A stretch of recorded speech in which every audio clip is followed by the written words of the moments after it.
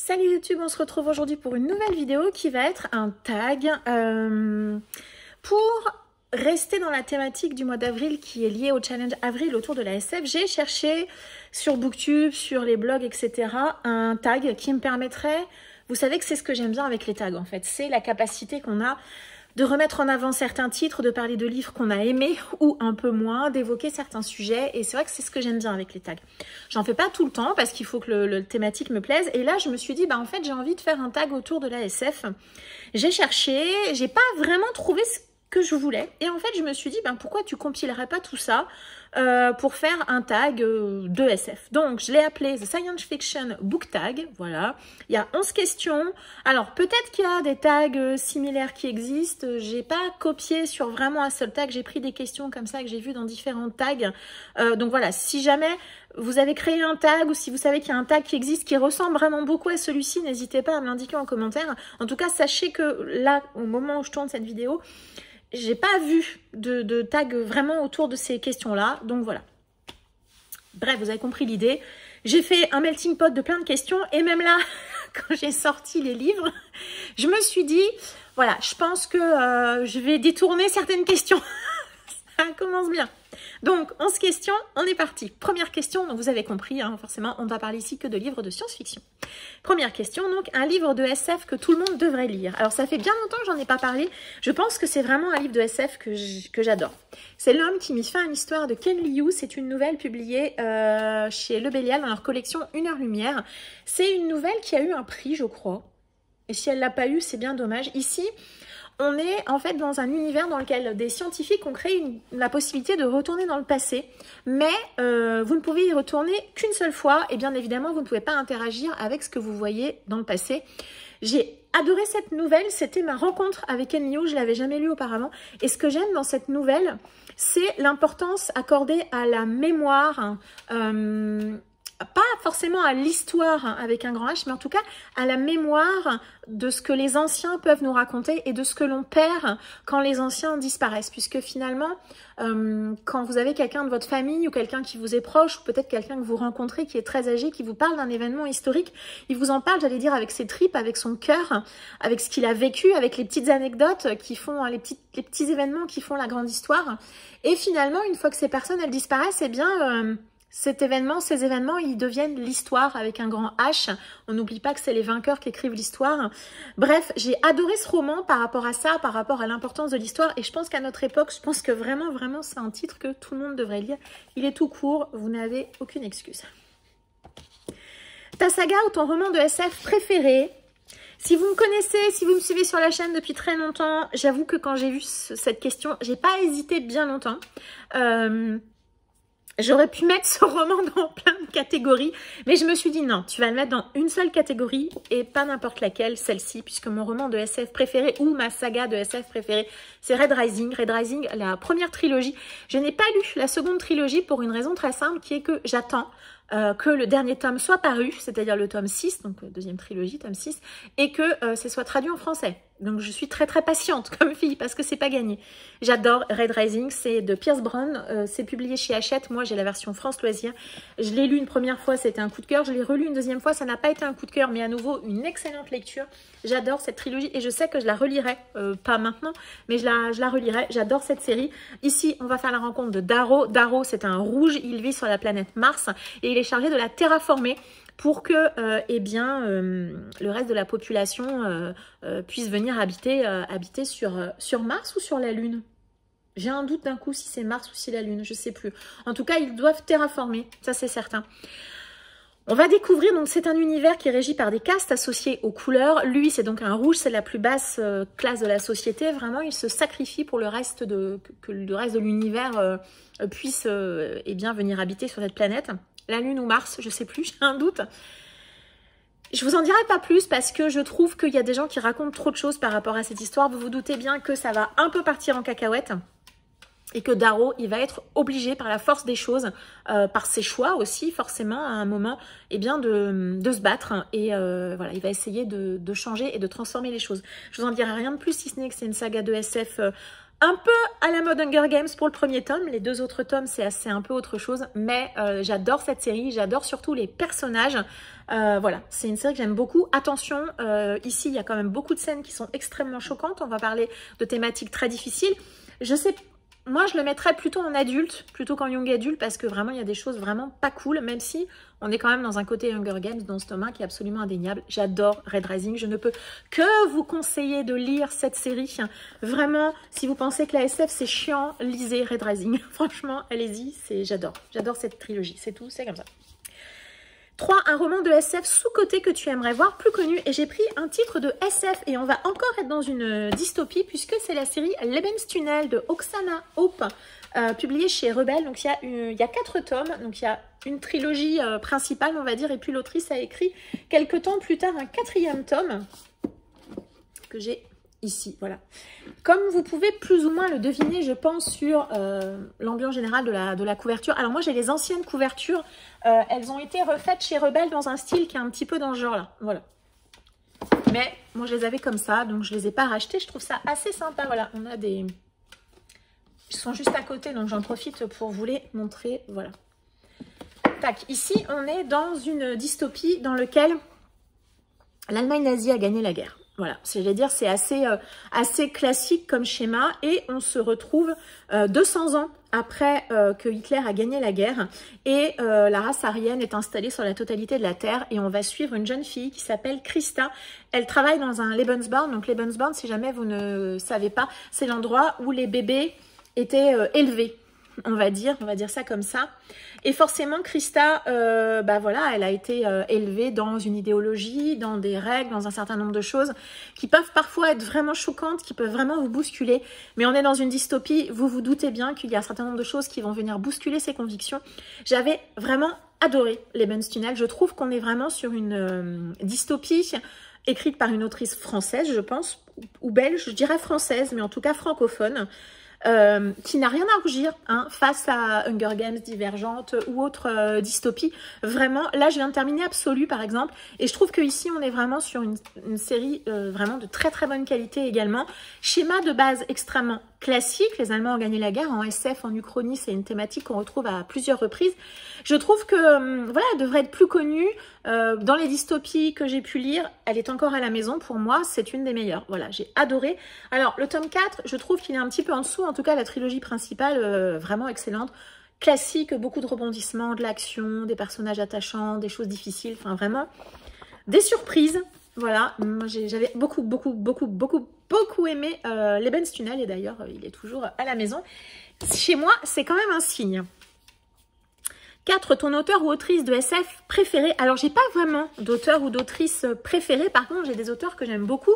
J'ai des auteurs que j'ai beaucoup lus. Et j'ai choisi de mettre en avant un auteur qui, pour le coup, je pense qu'il est très connu. Pas forcément pour la série que je vais vous présenter, mais moi, c'est une série que j'ai adorée. Un de mes auteurs préférés, c'est Neal Shusterman. Là, je vous présente Les Fragmentés, publié chez MSK. C'est une série en 4 tomes. Je suis pas sûre qu'elle soit encore éditée. Moi, ces tomes-ci, déjà, je les avais trouvés en occasion. Parce que j'aime beaucoup les couvertures. Les premiers tomes sont parus en poche, mais pas la suite. Alors voilà, je sais pas trop si elle est encore trouvable. En tout cas, si Les Fragmentés n'est plus dispo, vous pouvez toujours lire La Faucheuse, en 3 tomes, qui est également de la SF, qui est également... qui est disponible pour le coup. J'aimerais bien que Les Fragmentés ressortent, c'est vraiment une très bonne série. Alors, 4 tomes, c'est peut-être un peu long, 4 tomes. Je pense que l'auteur, il aurait gagné à faire un peu plus court. Et je suis pas forcément hyper fan de la fin. Mais ce premier tome avait été un énorme coup de cœur. Les Fragmentés, Neal Shusterman, ce que j'aime avec lui, c'est son imagination, c'est les sujets qu'il aborde dans les titres de SF qu'il propose. Alors, Dry était sur un sujet, somme toute, assez simple. On n'a plus d'eau. Voilà, je ne l'ai pas gardé, Dry, d'ailleurs. Mais Les Fragmentés, j'adore l'idée qu'il y a derrière cette série, puisque ici, il y a eu une guerre civile et suite à ça, il y a une loi qui a été votée qui s'appelle la fragmentation. Donc, en fait, les parents... il est interdit d'attenter à la vie d'un enfant qui n'a pas encore atteint ses 13 ans. Passé cette date, si vous êtes parent, vous avez la possibilité de fragmenter votre enfant. Je ne vous dis pas en quoi consiste la fragmentation, on le découvre vers la fin de ce tome-ci, un chapitre qui m'avait bouleversée. Vraiment, j'avais été... complètement bouleversée par ce chapitre et je pense que ça a joué hein, sur le côté coup de cœur. Pendant tout ce temps, on se demande mais qu'est-ce que c'est la fragmentation et quand on le découvre, c'est assez terrible. Ouais, moi j'avais... Et on découvre également l'univers qui est créé autour de ça, avec des gens qui font volontairement le choix de fragmenter leur enfant à l'âge de 13 ans, des élus, etc. Un côté un peu religieux qui démontre la stupidité de certaines choses. Bref, enfin voilà, j'aime beaucoup Neil Shusterman. Et puis dans La Faucheuse, on avait également cet univers qu'il a inventé dans lequel on ne meurt plus et où pour pouvoir réguler la population, on crée ce système des faucheurs, un système extrêmement hiérarchisé de caste avec des règles à respecter, etc. où des hommes eh bien, sont choisis pour faucher, pour venir tuer des êtres humains afin ben, voilà, que la population reste quand même régulée et stable avec toutes les dérives qu'il peut y avoir derrière. J'aime beaucoup voilà, ces idées. Franchement, je trouve qu'il a des idées assez folles.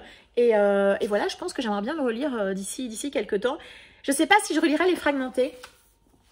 Le tome 1 était, était un peu difficile à lire, j'avoue, sur certaines choses. Mais je serais curieuse curieuse de redécouvrir cette histoire avec mon œil un petit peu plus âgé. Est-ce que j'aimerais toujours autant cette série et ce premier tome? En tout cas, voilà, c'est effectivement un de mes auteurs de SF préférés. C'est un auteur, alors, est-ce qu'on peut le mettre en young adulte? Je sais pas. Je sais pas, La Faucheuse, oui, peut-être, Les Fragmentés, oui, peut-être. Après, voilà, il y a des sujets des fois un peu lourds et je trouve que sur les tomes 2 et 3, il y a des thématiques également. Je trouve que quand on est parent, on les appréhende mieux. Voilà. Bref, en tout cas, Neil Shusterman, pour moi, c'est un auteur presque valeur sûre. Voilà. Je peux pas dire que j'ai pas aimé Dry, mais c'était trop classique en fait pour que j'ai forcément envie de le relire. Je me suis dit que peut-être un one-shot, ça avait été trop court pour lui. Mais voilà, je ne l'ai pas gardé Dry. 5. Quel est le premier livre de SF que tu as lu? Alors, j'ai cherché, parce qu'honnêtement, même là, le titre que je vais vous donner, je suis quasi certaine que c'est celui-ci, mais le premier livre de SF que j'ai lu, je pense que c'est 1984 de George Orwell, que j'avais dû lire au lycée.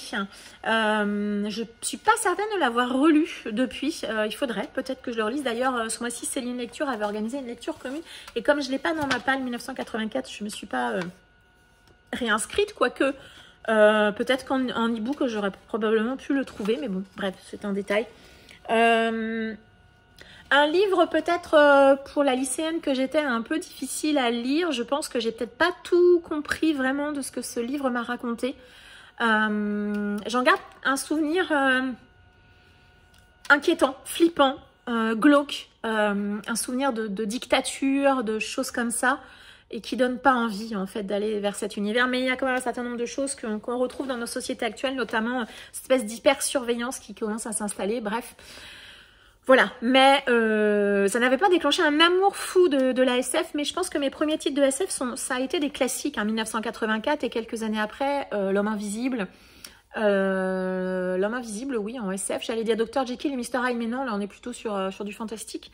Voilà, plutôt des titres assez classiques finalement. Un roman de SF qui t'a marqué par son originalité. C'est pareil, celui-ci, je vous en parle pas assez, mais il faut lire Des milliards de tapis de cheveux d'Andreas Esbach. C'est publié chez J'ai lu, je crois que ça se prononce comme ça, c'est un auteur allemand. Quelle claque! Quelle claque avait été ce titre. Alors, ce qui est embêtant, c'est que je ne peux pas vous dire pourquoi. Parce que si je vous dis pourquoi, on perd, c'est typiquement le genre de roman, moins vous en savez, mieux c'est. Au démarrage de l'histoire, on est sur une planète qui est à l'autre bout de la galaxie, vraiment complètement à l'autre bout de la galaxie.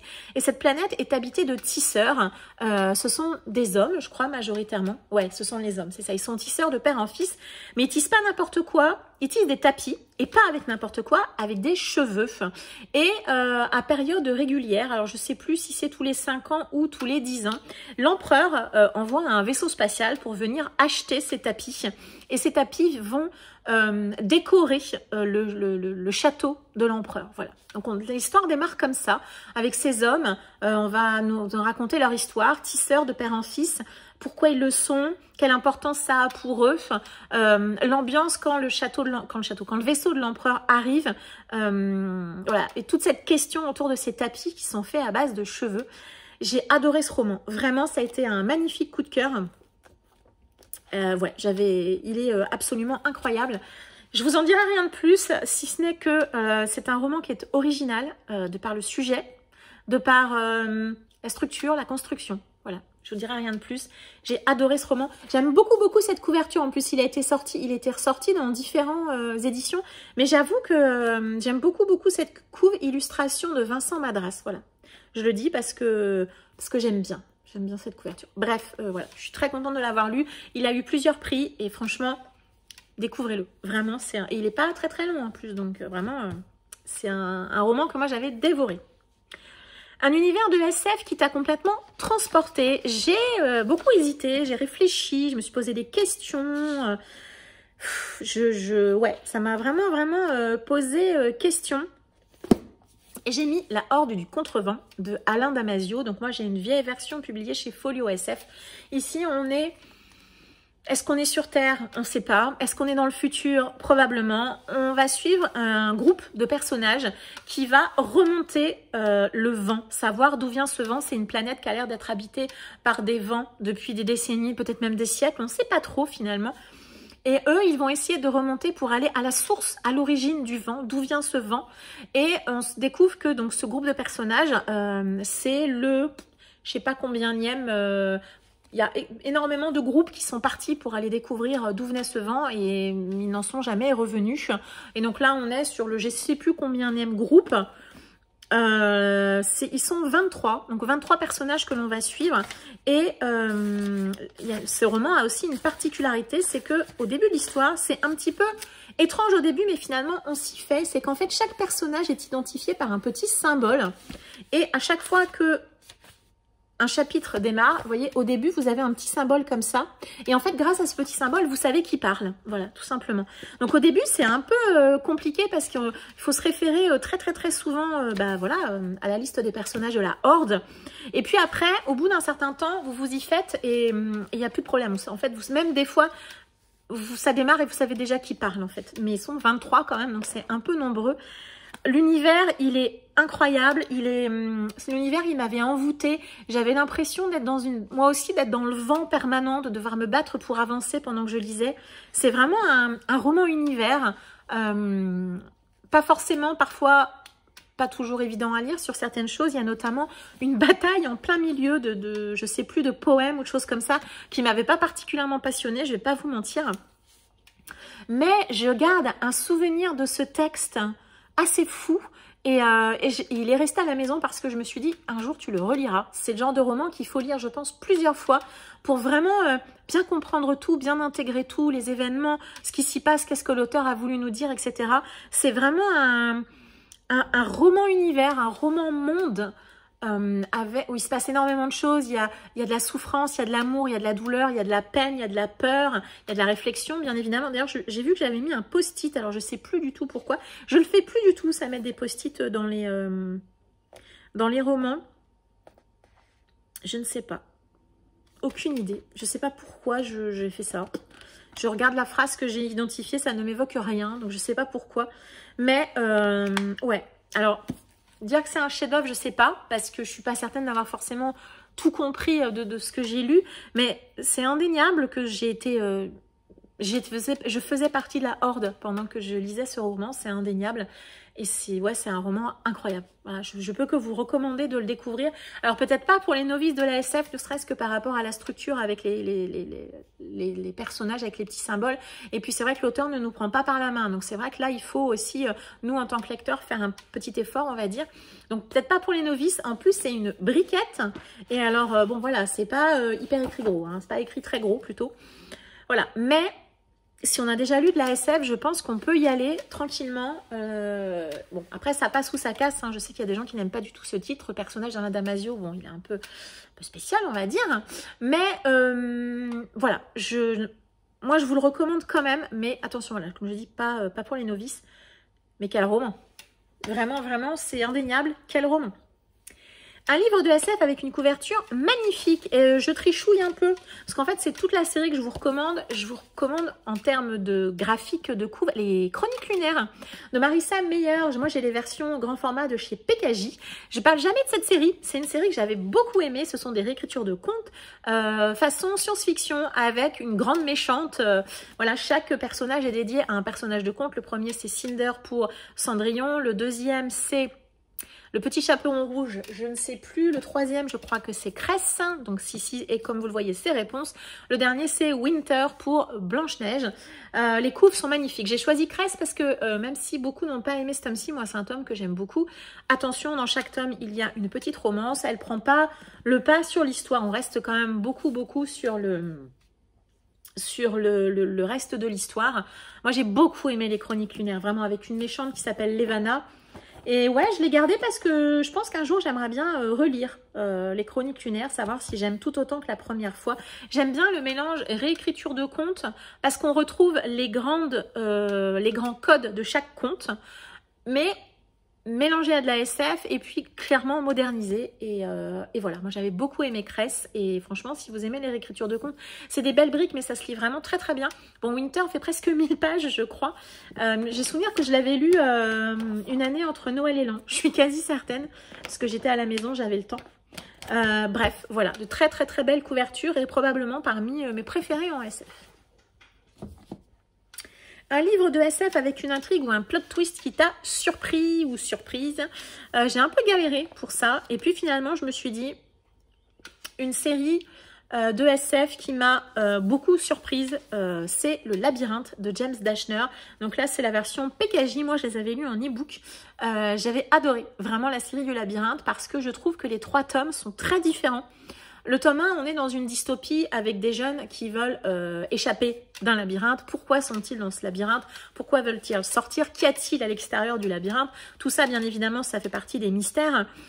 C'est une dystopie, donc on retrouve un certain nombre de codes et de schémas, mais je trouve que James Dashner, il arrive quand même à proposer quelque chose de différent dans ces 3 tomes, c'est pas forcément évident, à nous proposer une histoire que je trouve bien construite, bien menée, beaucoup de rebondissements, beaucoup d'événements, beaucoup de choses parfois un peu tristes, un peu dures.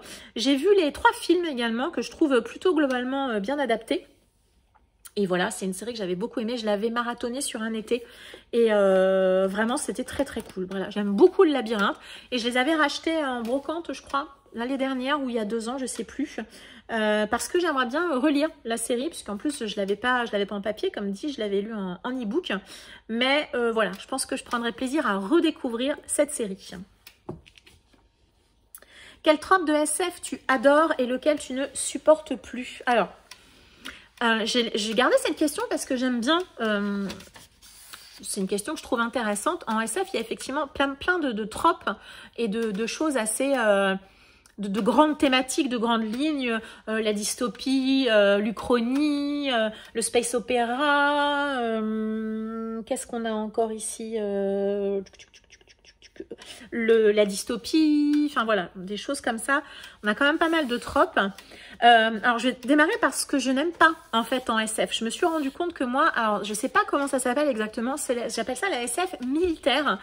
J'ai déjà lu plusieurs romans de SF autour de ça et franchement c'est vraiment pas un genre que j'aime particulièrement. Je pense qu'un des plus connus c'est Chien de guerre. Celui-ci ça avait été encore parce qu'on était vraiment centré sur ces animaux métamorphes, mais c'est vrai que toutes les parties de combat ou qui mettent en scène vous voyez, par exemple, moi, j'ai pas du tout aimé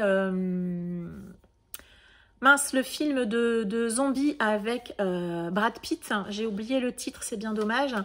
J'avais lu le roman, qui est un roman extrêmement connu. Ça l'avait pas fait du tout parce que c'est extrêmement militaire, extrêmement structuré. Dans Altered Carbon, j'ai abandonné parce que le tome 2, on partait sur ce style-là qui ne me plaît pas du tout. J'avais lu également des Uchronies avec l'Allemagne qui gagne la guerre, mais à nouveau, on repartait dans un délire de choses militaires. La SF militaire, ça ne me plaît pas du tout. Vraiment, ça, c'est un truc qui ne me branche pas. D'ailleurs, j'ai tendance à dire que même dans les romans contemporains, si je sais que c'est un roman qui va être centré autour de la guerre du Vietnam, autour de choses comme ça, ouais, j'y vais moyen. J'ai lu beaucoup de romans qui tournaient autour de la Seconde Guerre mondiale à mon adolescence et je pense que ça, j'irai pas jusqu'à dire que ça m'en a écœuré, mais j'ai pas forcément envie de lire sur ce sujet-là. Et en SF, c'est vraiment quelque chose qui ne me tente pas du tout. Je vois pas bien l'intérêt de repartir sur un truc qu'on a déjà éclusé dans la vie réelle. Non, ça ne m'intéresse pas du tout. Et alors, un trope de SF que j'adore, je pense que j'aime beaucoup la dystopie, comme beaucoup. J'aime beaucoup la dystopie, vraiment. Le space opéra, finalement, j'en ai peu lu. Je n'avais lu que Second Œcumène et c'est vrai que j'avais plutôt bien aimé le début. Malheureusement, la fin m'avait moins convaincue. Mais je pense que là, si je devais choisir, je mettrais... je pense que c'est la dystopie, finalement, qui me plaît le plus. 11e et dernière question, un livre de SF que tu veux absolument lire bientôt. Donc là, je triche, je vous envoie vers ma pile à lire du mois d'avril sur Avril autour de la SF. Mais j'en ai choisi 2 que j'aimerais vraiment réussir à lire d'ici la fin du mois. Je crains de ne réussir à n'en lire qu'un sur les 2 parce que j'ai 2 grosses briquettes de prévues, donc je suis pas certaine, mais j'aimerais bien.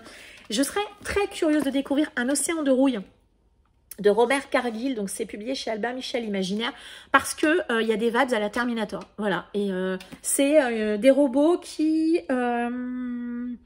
les intelligences mondes et leurs armées se livrent un combat sans merci pour la domination totale de la planète. Voilà, je crois que les êtres humains ont disparu et qu'on va être avec des robots. Je trouve que ça fait vibes de Terminator et je suis curieuse de le découvrir puisque Céline Lecture l'avait bien aimé, je crois. Et je suis curieuse de le découvrir et je l'avais acheté il n'y a pas très longtemps, un peu dans l'idée de le lire en avril, donc j'aimerais bien. Et le deuxième titre qui me pose vraiment beaucoup de questions, c'est celui-ci, c'est Cosm de Vassinov, c'est de l'auto-édition et celui-ci il m'intrigue parce qu'il se passe dans l'espace. Je sens, je ne sais pas pourquoi, des vibes à la Cthulhu et alors une créature dans l'espace, je ne sais pas vous, mais moi je pense direct à Alien et je crois voir qu'on est sur de la science-fiction horrifique. Voilà, donc je suis curieuse de découvrir ce titre. Les terriens vivent sous terre, la nourriture est produite sur Mars, les nouvelles sont mauvaises, production en berne, mystérieuse épidémie, animaux mutilés, Icare doit partir pour la lointaine planète rouge. Derrière le ciel pourpre de l'astre, un lugubre silence attend son heure. Donc je sais pas, est-ce que c'est un titre de SF un peu en mode alien? Je sais pas du tout. Je suis hyper curieuse, voilà, et j'aimerais vraiment beaucoup aussi celui-ci le caser au mois d'avril. Voilà. Ce tag est maintenant terminé. Je vais vous mettre les questions dans la barre d'informations si vous avez envie soit d'y répondre en commentaire ou eh bien, pourquoi pas de le reprendre. Voilà, si vous le reprenez, que ce soit sur votre blog, sur Insta, sur YouTube ou n'importe où d'ailleurs, n'hésitez pas à me le mettre. Je serais ravie d'aller voir vos réponses à vous. Comme je l'ai dit, j'aime bien voilà, parler, d'utiliser les tags comme ça pour aller ressortir des titres qu'on voit peu, qu'on voit moins, qu'on a vus, qui ont été dans une hype et qu'on ne voit plus du tout. Et j'avoue que ça m'a fait plaisir et que je me suis redonné envie de relire certains de ces titres. Alors Red Rising, je l'ai lu il n'y a pas longtemps, mais il y a vraiment d'autres titres que j'aimerais comme ça redécouvrir à nouveau. Voilà, n'hésitez pas à m'indiquer en commentaire si vous avez lu certains des titres dont j'ai parlé aujourd'hui. Si, voilà, n'hésitez pas à répondre aux questions. Comme je l'ai dit, ça me fera plaisir de regarder vos réponses et de me donner votre avis sur les différents titres dont j'ai parlé aujourd'hui. Merci de m'avoir suivi jusqu'ici. Je vous souhaite une très agréable journée et je vous dis à très bientôt. Ciao!